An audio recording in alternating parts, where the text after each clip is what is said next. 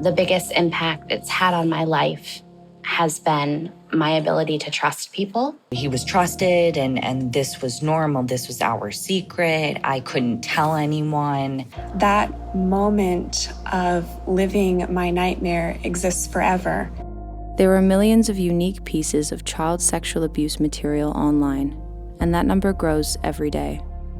The Times report reveals the internet seems to be overrun with images of child sexual abuse, so much so they're calling it an epidemic. 87% of victims are 11 or younger when the abuse begins.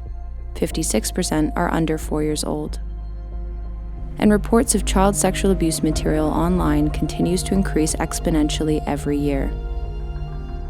Child sexual abuse material is the worst kind of abuse. It's images of twisted sexual desires against society's most vulnerable people, children.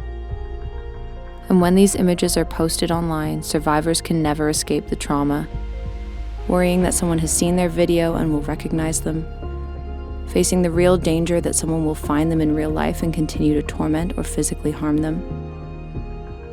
But the tool to help take down child sexual abuse material is in our hands. We just have to use it.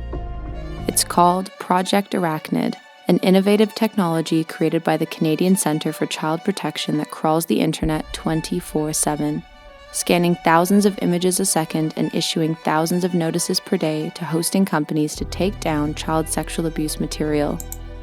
Identification of child sexual abuse material is carried out through image and video matching technology used by Project Arachnid and a global team of analysts. Project Arachnid is completely free to use around the globe and even allows tech companies to search their own content to identify child sexual abuse material and take it down.